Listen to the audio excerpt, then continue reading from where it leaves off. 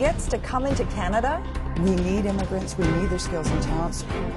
The Conservative government moves to revise how that's decided. Current legislation just doesn't work. On News and Review today, changing Canada's immigration rules.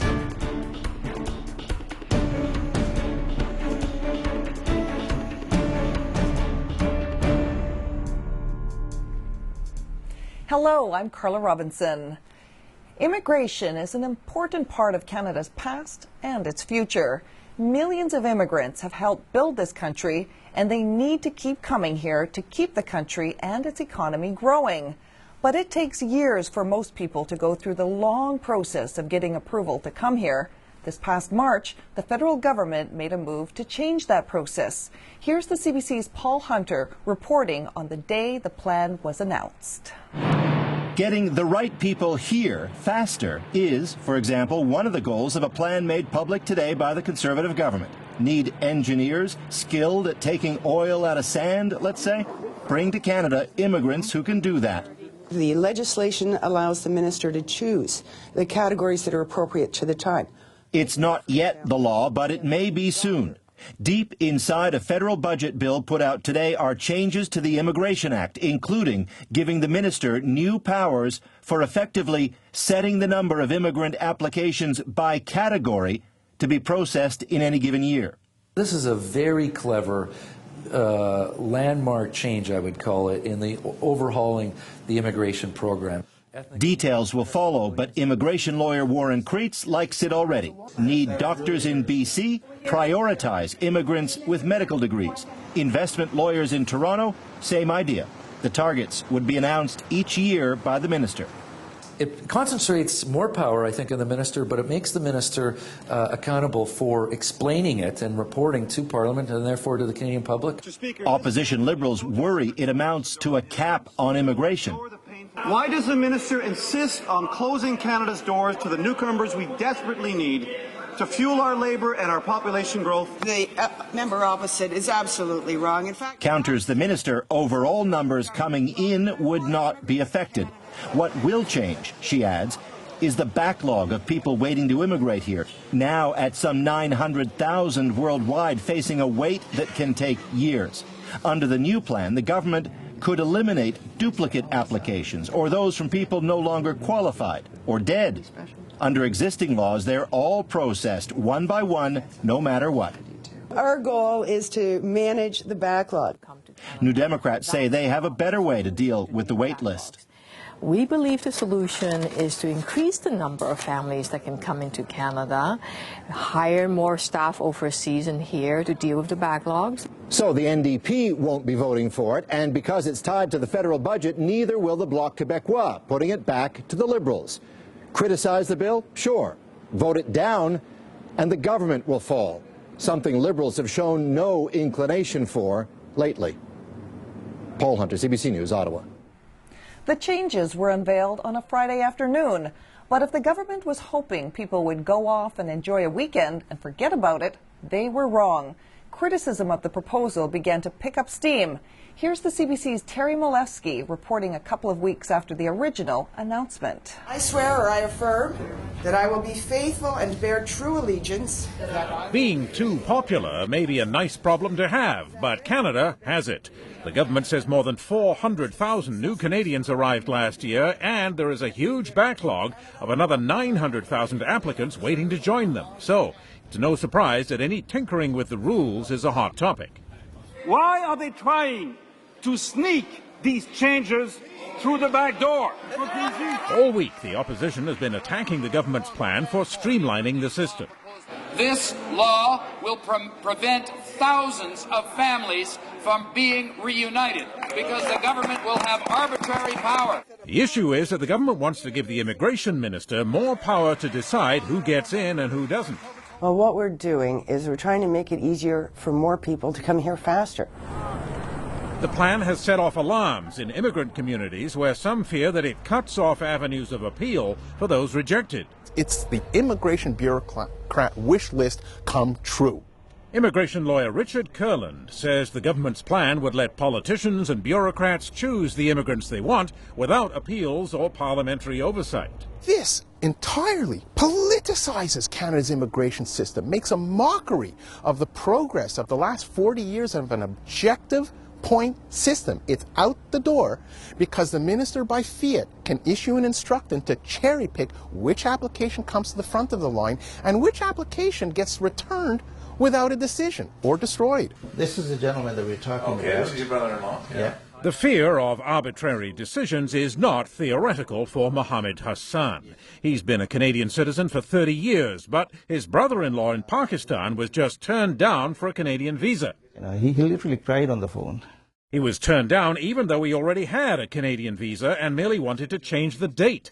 He's a businessman who also has visas for the UK, China, Germany, India, but somehow, although he rated a Canadian visa one day, the next day he didn't. I think it's quite ridiculous, It just boggles my mind. Hassan says more decisions like that could be ahead if the minister has her way. She says that just because you qualify for a visa doesn't mean you're entitled to one. So visas are our first line of defense. And quite frankly, they're not a right. They are a privilege. So the government wants to make it easier for officials to say no or to say yes. But it will not be easy for the opposition to say no to these reforms because they're part of the budget bill. So it's a matter of confidence, and the Liberals would have to bring down the government to stop them. Tori Maleski, CBC News, Vancouver. So concern was growing after the new rules were first announced. But let's also take a look, with the help of the CBC's Joan Leishman, at some of the support for the government's plans. We need immigrants, we need their skills and talents, so we need a system that's flexible and will survive more than a few years on the books. At Standons in Calgary, John Simpson couldn't agree more. We need enough people to meet the needs of the economy, and that's really what we're trying to go for here. It's his job to find skilled and experienced people to keep the steel parts plant operating. And in Alberta's red-hot economy, that's getting tougher by the day. Standons has 550 workers and desperately needs 40 more. Our primary shortage right now is in skilled production workers, people that are forging specialists, machine operators now, but we also have needs for certain trades like auto mechanics for our service division and for millwrights or machinists or welders, quality people we have a need for, and it changes because of the dynamic nature of the marketplace. It's a long list of positions to fill. Unable to find the right people in Canada, Simpson has had to rely on temporary workers from Romania and Mexico. It's a cumbersome and costly process, about $5,000 to $10,000 per person, and it certainly isn't his first choice. It's a very long and complex process. The original process that we started with, it took us 10 months, I think, to get our first workers in, and we ended up with about 10 workers after a year. We're up to about 60 workers now after 2 years. We're getting better at it. Not an ideal system for, in terms of a practical way to build a labor force. No, it isn't, because they're temporary too. In theory, they're only here for 2 years. You train the people, you get them up to speed, and then in 2 years, they're gone. The shortage of labor here is shared by almost 2/3 of companies in Alberta. They've been lobbying aggressively for dramatic changes to immigration. Some are afraid that if they don't get a lot more workers, and soon, the boom here will slow down. But Joan also explored some of that growing concern we told you about earlier. Here's some more of her report. It might affect your ability to bring your family here. All the focus on rushing in economic immigrants has Zima Sahir-Zurchi hitting the streets. She's part of a growing opposition, worried that the fundamental principles of our immigration system is being hijacked by the Conservative government and its big business friends. Is this the Canada that we're leaning towards? And that's a concern that we have. That's not what I want to see. As an immigrant who came here and had an opportunity to be raised here, be educated here, I want to see that opportunity extended to other people. I want to make sure that people who are refugees, like my family was, who are trying to come to Canada as asylum seekers, can then be reunited with their family members after making that difficult journey. This grassroots opposition has serious questions about fairness, about people being turned away, their applications not even considered, about Canada's humanitarian commitments. Will we continue to welcome refugees or people trying to be reunited with their families? My concern is I don't understand the reason why the minister would now provide this change into this act if she doesn't want to replace humanitarian compassionate applications made from outside of the country with people applying from other economic categories. Elizabeth Lim is an immigration lawyer in Toronto.